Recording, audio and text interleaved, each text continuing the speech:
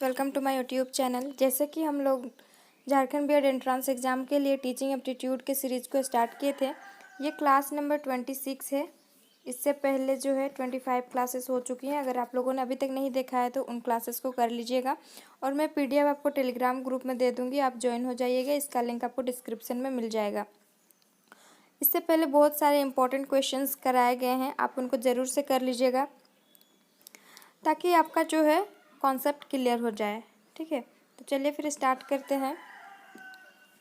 पहला क्वेश्चन से 10 number question तो हो गया था, हम लोग नेक्स्ट पिछले क्लास में हम लोग किए हुए थे, तो हम लोग आज 11 से स्टार्ट करेंगे और हम लोग बायलिंगुअल चलेंगे। यहाँ पर बायलिंगुअल जो समझने में कठिन लगेगा, जिसमें प्रॉब्लम आएगी, उसको हम लोग बायलिंगुअल समझते हुए चलेंगे। तो यहाँ पर देखिए पहला क्वेश्चन है, शिक्षार्थी व्यक्तिगत भिन्नता प्रदर्शित करते हैं, अतः शिक्षक को देखो लर्नर्स शो इंडिविजुअल डिफरेंस। व्यक्तिगत भिन्नता क्या होती है? इंडिविजुअल डिफरेंस होती है। जो बच्चों में उन बच्चों की इंटरेस्ट और उनका जो क्षमता, योग्यता, एबिलिटी होती है वो अलग अलग होती है, हर किसी में अलग होती है, तो इसी को इंडिविजुअल डिफरेंस कहा जाता है। तो देखिए क्वेश्चन क्या पूछा गया है कि शिक्षार्थी व्यक्तिगत विभिन्नता प्रदर्शित करते हैं, उसके बाद अतः शिक्षक को क्या करना चाहिए? सीखने के विविध अनुभव को उपलब्ध कराना चाहिए। सेकंड है कठोर अनुशासन सुनिश्चित करना चाहिए। और थर्ड है परीक्षाओं की संख्या बढ़ा देनी चाहिए। और फोर्थ है अधिगम की एक समान गति पर बल देना चाहिए। तो अभी हम लोग को एग्ज़ाम आने में कितने दिन है? 10 से 11 दिन है, मान के चलिए 11 दिन है, तो हमें प्रैक्टिस अच्छे से कर लेना है। क्वेश्चन को समझेंगे तभी जो है आंसर कर पाएंगे। तो देखो इसमें इसका करेक्ट आंसर क्या होगा? सीखने के विविध अनुभव को उपलब्ध कराना चाहिए। देखो should provide a variety of learning experience. Learning experience के वैरायटीज़ को बच्चों को क्या करना चाहिए? प्रोवाइड करना चाहिए। ऑप्शन फर्स्ट करेक्ट आंसर होगा। सेकंड है बच्चा किस प्रकार से सीखता है? पुस्तकें पढ़कर। सेकंड है परिचर्चा द्वारा।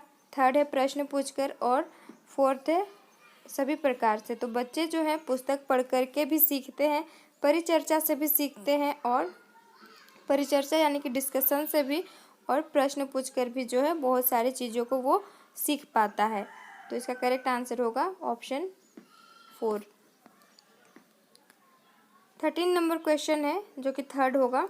डैश है यहाँ पर कि अवस्था तक बालक की दृष्टि एवं श्रवण इंद्रियां गुण विकसित हो चुकी होती है, तो कितने से कितने वर्ष तक में? फर्स्ट है 3 अथवा 4 वर्ष तक। सेकंड है 6 अथवा 7 वर्ष तक। थर्ड है 8 अथवा 9 वर्ष तक, और इनमें से कोई नहीं। तो दृष्टि एवं श्रवण इंद्रियों की जो गुण विकसित होती है वो शेषावस्था में ही डेवलप हो जाती है। तो शेषावस्था 0 से कितने 6 वर्ष तक होती है, तो इसी के बीच में कौन सा है? 3 अथवा 4 वर्ष। तो ऑप्शन ए करेक्ट आंसर होगा। 14 नंबर क्वेश्चन है, निम्नलिखित में से कौन सा सीखने का नियम नहीं है?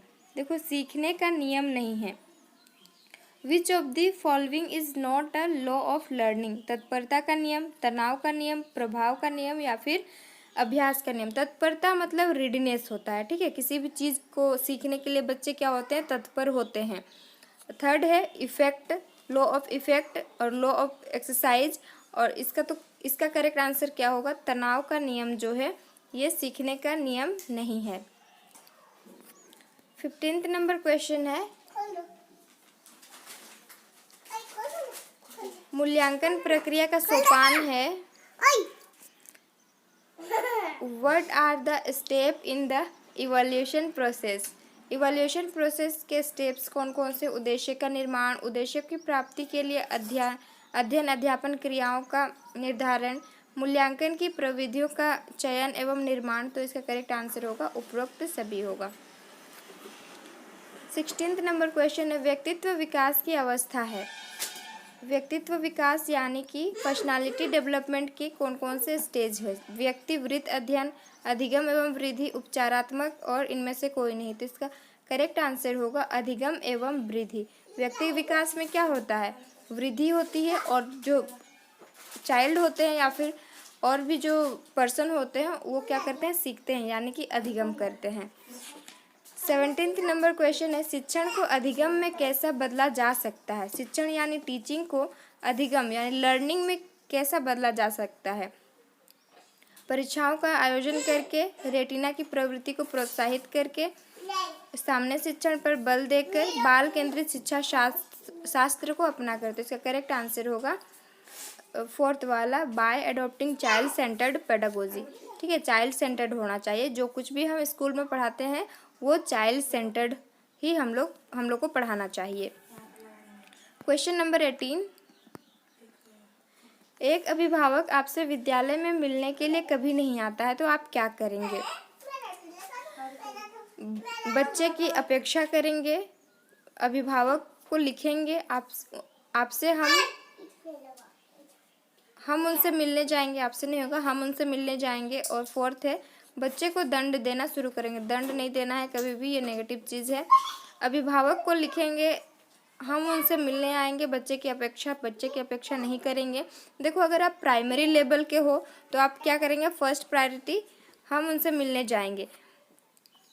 लेकिन यहाँ पर हम लोग को टीचिंग एप्टीट्यूड एंट्रांस एग्जाम देना है, तो उसमें हम लोग को देखना होगा। सबसे पहले तो हम उसको पत्र लिखेंगे कि वो क्यों उनको आना है स्कूल, और उसके बाद अगर पत्र लिखने के बाद भी वो नहीं आए तब हम क्या करेंगे, हम उनसे मिलने के लिए जाएंगे। तो 3rd वाला करेक्ट आंसर होगा। व्यक्तिगत विभिन्नता के मिलन के संबंध में एक अध्यापक की भूमिका होनी चाहिए। व्यक्ति के दृष्टिकोण, अभिरुचि और योग्यता को जानने का प्रयास, व्यक्ति आधारित पाठ्यक्रमों को उनकी आवश्यकताओं के अनुसार जानने की कोशिश, 1st और 2nd, और इनमें से कोई नहीं। तो व्यक्तिगत भिन्नता के मिलन के संबंध में एक अध्यापक की भूमिका क्या होनी चाहिए, तो ये दोनों 1st और 2nd ये दोनों ही होनी चाहिए। एक अध्यापक विद्यार्थियों को अलग अलग प्रकार के कार्य प्रदान करता है, वह विश्वास रखता है। एक टीचर जो है स्टूडेंट्स को अलग अलग काम करने के लिए कार्य प्रदान मतलब काम करने के लिए वो देता है, तो वह विश्वास रखता है किसमें, विद्यार्थी ऐसा कार्य किया जाना पसंद नहीं करते, इससे विद्यार्थियों में प्रतिस्पर्धा की भावना उत्पन्न होती है। 3rd है, विद्यार्थियों में व्यक्तिगत विभिन्नता होती है और विद्यार्थी एक दूसरे के कार्य की नकल नहीं करते हैं। तो इसका करेक्ट आंसर होगा 3rd वाला, विद्यार्थियों में व्यक्तिगत भिन्नता होती है, इसलिए जो है अध्यापक विद्यार्थियों को अलग अलग प्रकार के कार्य प्रदान करता है। 20 नंबर क्वेश्चन है, बोलने को परिभाषित करने वाले गतिक विकार को कहा जाता है। बोलने को प्रभावित करने वाले गतिक विकार को क्या कहा जाता है, अप्रेक्ष्य